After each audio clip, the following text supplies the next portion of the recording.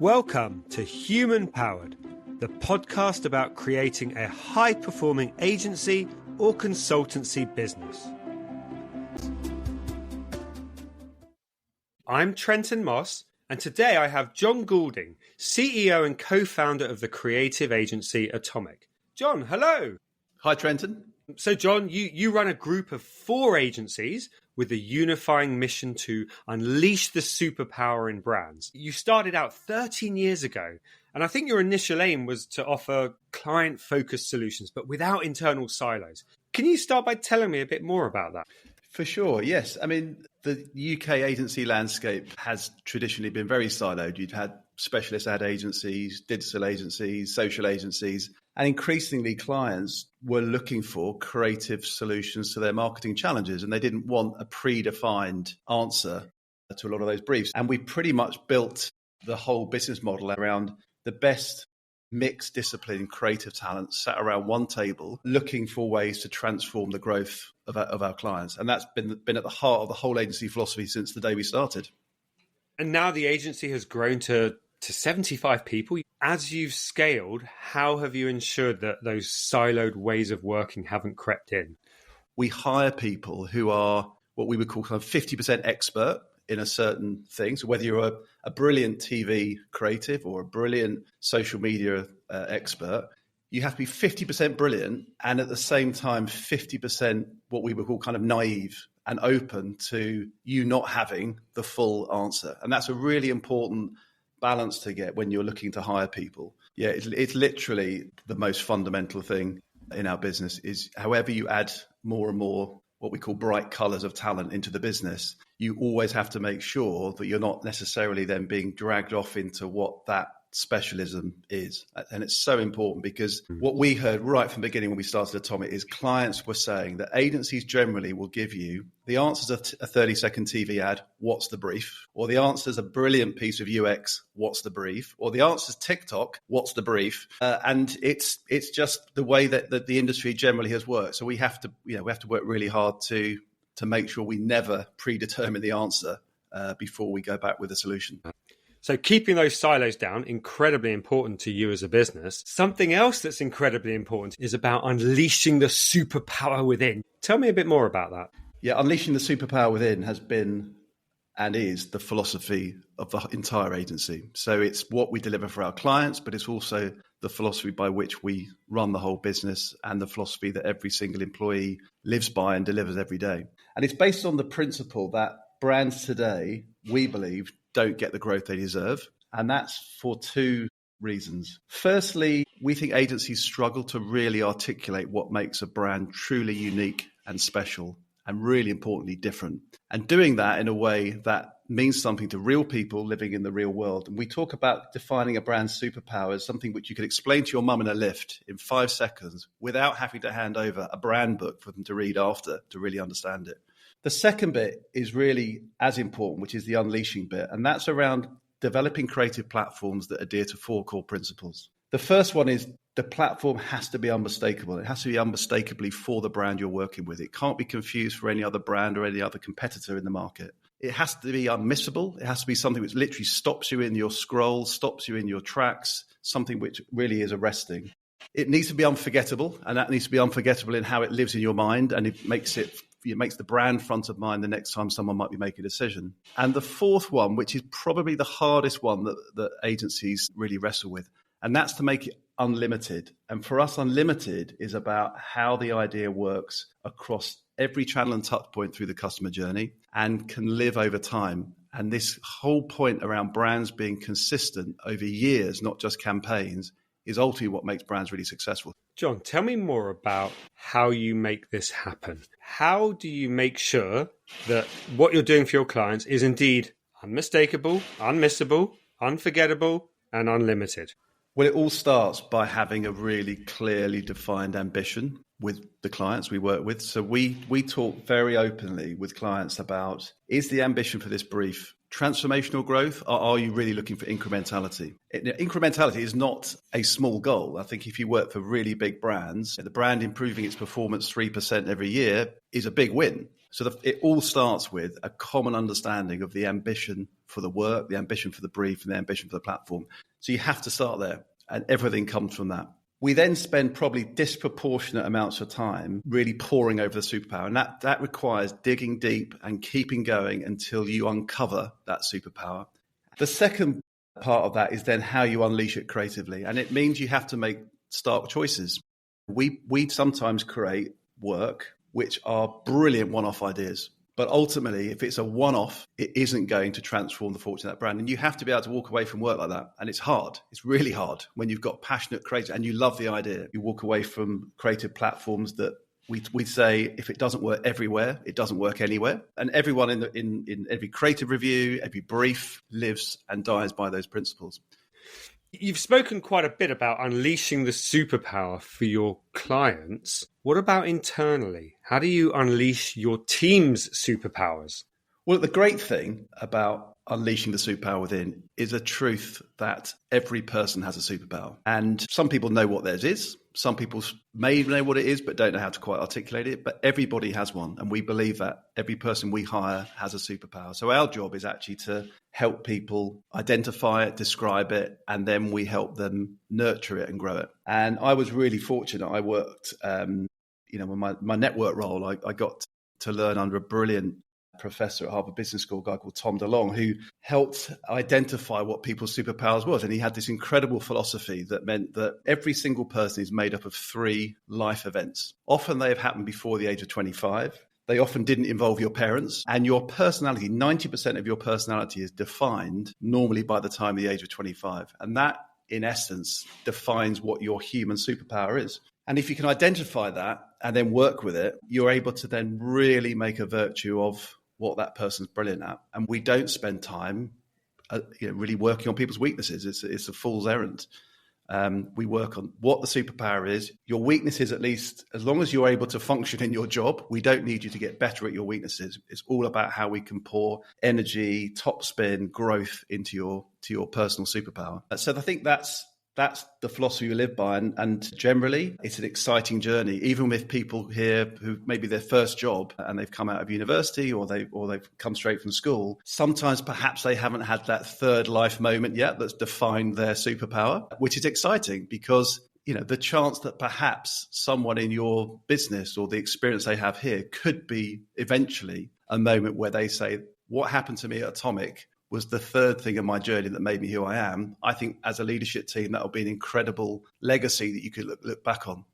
Jon, you mentioned there that you really focus on people's strengths and making sure that they are leveraging their superpowers. Can you tell me practically, what are the things that you do internally to make sure that happens? So the whole process starts really at interview stage. And anybody new coming into the business. And we, in those interviews, really try to uncover what that person's superpower is. Now, of course, you can't ask someone in an interview who's never thought about the concept of superpowers before, what's yours? We find other ways to ask the question. So we'll ask them, for example, what makes you exceptional in your role versus your peers or your colleagues? And it really helps people get off the fence. And having a superpower is all about getting off the fence. Try to own the thing that you are better at versus everyone else. And that's a really important thing to tune in to start with. So that's the kind of foundational level. And then through our 360 review process each year, as people are going through the business, we spend a lot of time talking about how have they used their superpower through that course of the year on projects. Of course, everybody gets constructive feedback, sometimes negative feedback. But we, again, try to look at that through the lens of what is just because that's an acceptable thing you're probably not going to be great at, and where are the areas where your superpower perhaps is being held back. If we as a business or you could focus on these things, you could get even better at it. We all go through 360 reviews where there's lots and lots of pages and pages and pages of feedback. And it really just helps you cut to the chase, cut through the noise often in those situations and help people focus on the thing they should be really doing. So I can give you probably 2 examples of colleagues who have really clearly defined superpowers. Both of them happen to be in account management, but the first one is what I would say absolutely like a ninja level in terms of organizational skills, her ability to make anything happen, keeping the client updated all the time. She is a master of what you would call out of the textbook account management. The challenge sometimes with someone like that is that they often don't pause to think about, is this actually the right thing we should be doing? Or is there a better solution to this? So what you need to do is to use someone like that, as we do, where they are, in effect, the force of delivery on that account. But we balance that with someone in the team who is incredibly good at big picture, not good in the detail, good at the big picture, able to ask the difficult questions, but also from a manner point of view, has a very kind of calm manner. So to make any disruption in that delivery process not feel like it's going to cause a big trauma for the delivery of the job. So if you look at the two superpowers in combination, it actually creates quite a formidable team. And that's with superpowers, like in any sort of, it's like an elite sport. You've got to have strong superpowers, but it's about the balance of those skills together, which makes the team fully function. What about you, Jon? What are your superpowers? Well, I could probably explain through my three lifeline moments, I guess, going back to the philosophy and the approach that Tom DeLonge taught me.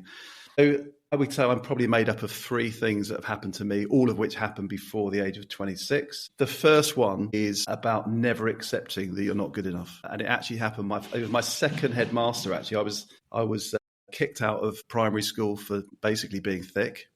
And that can obviously have a very negative effect on your belief at a young age. I think it was about 6 or 7. The second headmaster that then took me under his wing absolutely day one said, that's not true, it's never going to happen, and you're going to be successful. So that was a real, the first one's about belief and ambition, and that was instilled in me at the age of 6 or 7. The second one, which is probably the most monumental for me, was as a 16-year-old, I was like a lot of 16-year-olds, not revising, not working very hard, distracted by lots of other things that I probably shouldn't have been doing. And my uncle, who was an incredible man, he had been called up to the RAF in the Second World War and had, like many people of his generation, had his education taken away from him. I don't think he had his first proper job till he was about 32, 33, having miraculously survived the Second World War. And I remember him coming into my bedroom when I was at my kind of peak annoyance, saying to me, I'm not going to let you waste what was stolen from me. And it really struck a chord with me that my work ethic and that sense that I have an obligation to work to myself and to others to make something possible. So my work ethic absolutely came from that intervention. And then the third one, it was my second boss. I think I was 26. And he was an incredible guy. He worked at an Omnicom agency. He was a CEO of that agency, and he saw something in me, and he gave me such incredible scope and responsibility at a young age. And it could have backfired on him massively. I didn't really know what I was doing, but I was driven, determined. But what he taught me, which again has really struck with me, that you can dream big, you can be seriously ambitious, but you can achieve anything if you really focus on the detail. And that was the quid pro quo when he gave me a job that was far in excess of my experience. He said, you run at this, and if you focus on the detail and prove to me that you can deliver the detail, I know you'll be successful and I'll let you do it. Again, it was a real kind of moment for me, realizing what it would take. And really that defines me as my approach now to everything I do. So those three things pretty much make up my entire personality. And I haven't changed since the age of 26. So I guess if you could boil that all down into my superpower, it's actually quite a strange mix of big picture through small detail. And that is how I think about the business. It's how I think about life. I am really ambitious. I'm very driven. I can see the big picture where we're going, but it is all about, it's one of those great, amazing pieces of art. When you look at it from a distance, it makes up an amazing picture. But when you go up to the detail, you can see all the little fine points that have made up that incredible image. So that's my superpower in life and in business.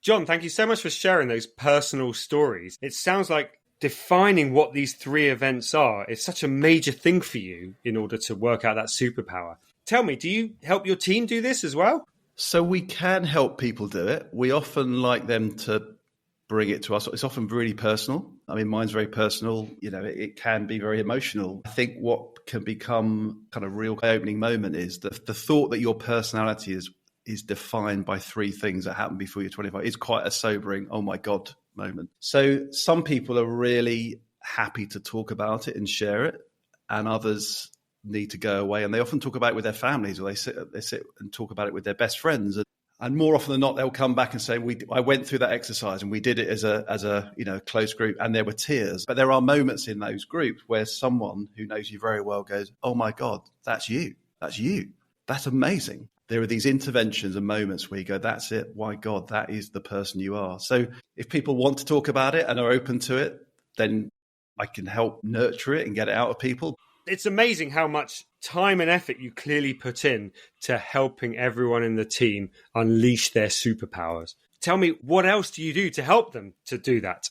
I mean, there's a number of things we do. I think when it comes to training and development, again, we tend to pour training development into areas that people are good at, which is quite unusual. I think a lot of agency training programs will send you on a finance course because you're not very good at doing your billing schedules each month, or we'll send you on a creative writing course because you're not particularly good at writing interesting prose when it comes to presentations. So we as long as people are performing at a good enough level across most parts of their job descriptions, we will focus the training normally around the thing that they are good at to make them exceptional. The other philosophy we have when it comes to how we use AI is doing two things fundamentally in our industry. One is it's clearly creating huge efficiency and automating what could be automated. But the more exciting thing is the fact that it really can superpower someone's human intelligence. And I think the whole concept, if you've ever read the Reid Hoffman book, Super Agency, and he talks about the original philosophy for ChatGPT, the whole philosophy of that was around helping to give you a sense of super agency and superpowering your own human thoughts. So we use AI to genuinely help people take what they are humanly capable of with their superpower and then try to make that even stronger using technology. So I'll give you a real life example of AI supercharging human intelligence. The creative lead of our healthcare agency he's a brilliant creative. He's also a brilliant craftsman who has such a deep passion for seeing the work through all the production stages. He worked on a project recently where what he really just wants to be able to do is to show the client this idea in his head that is fully moving, something would probably cost hundreds of thousands of pounds to bring to life through a production company. But he knows that if he can present that idea in a way that a client doesn't actually have to imagine what's in his head, he knows the work will be better for it. They're more likely to buy the work and the work will get better because of that. So it's a really good example where that sort of superpower of never letting a client have to imagine what I'm thinking. He uses AI to bring that to life. And he, in the last 6 months, he has transformed how he presents work. I think that's a really good example of someone who is so obsessed with helping a client really buy something brilliant, not just here's the idea, I'll let other people try and persuade the client to buy it. I think that's a really good example of using AI to superpower your own passion and belief and ambition. Sticking with the theme of unleashing your superpower, I know that within Atomic you have some core values and they also tie back to that statement. Yeah, so we've got 3 values. They are all complementary, as you can imagine. But the first one is about go straight to the heart of the superpower, which is that we are champions of what makes people really special. And that's both in terms of identifying what individuals are brilliant at, but also this sort of unwritten contract between other staff members that you're there to respect that person's superpower and to get the very best out of them when you're working as a team. So that's a really important first value that everybody has to live by.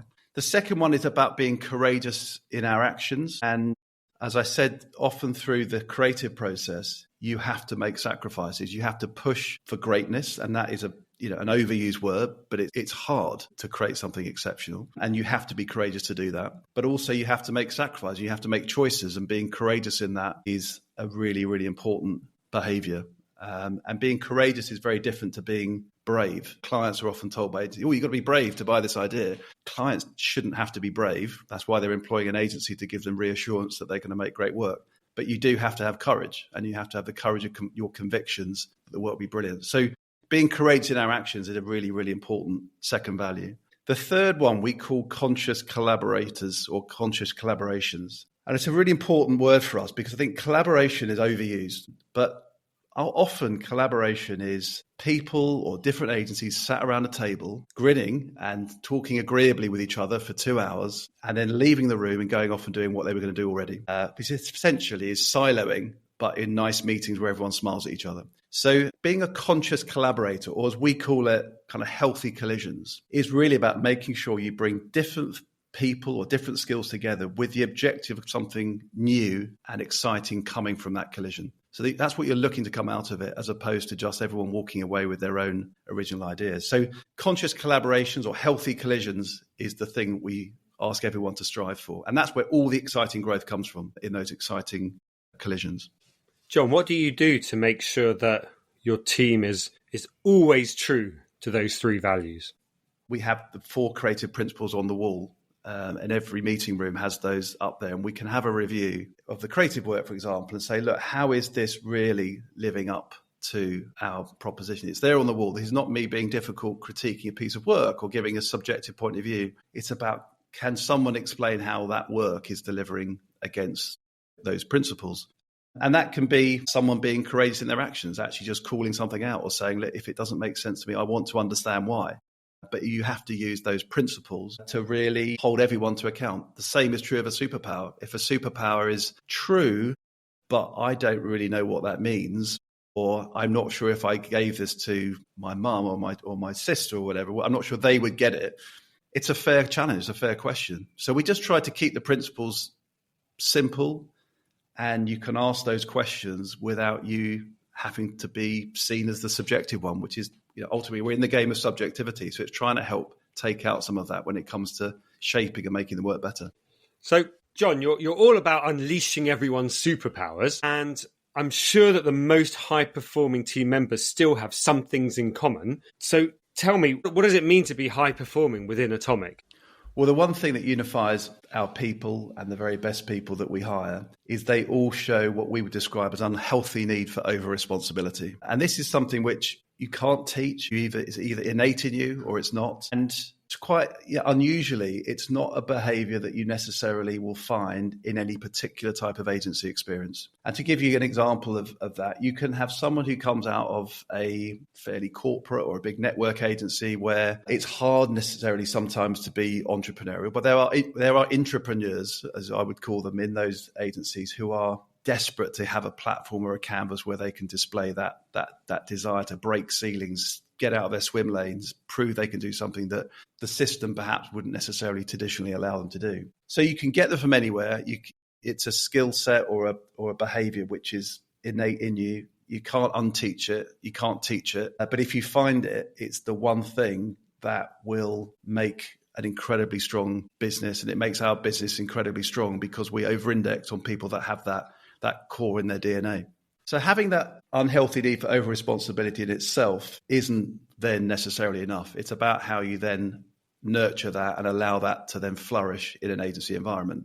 And there are 2 ingredients, I think, into how we help to make people make the most of that. The first one is we don't have any ceilings to people's job descriptions.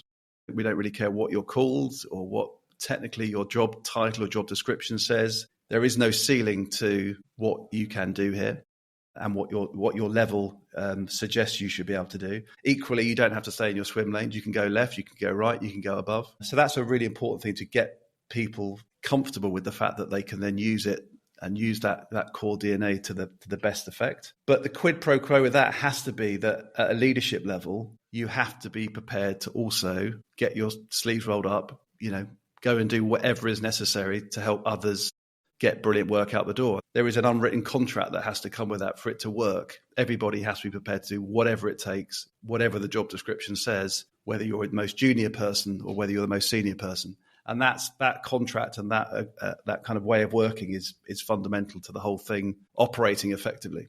So to give you an example of that, we have a creative director who actually started with us as a freelancer, and he has this in his DNA and he just can't help it. So he's someone who wakes up at 5 o'clock every morning as a freelancer.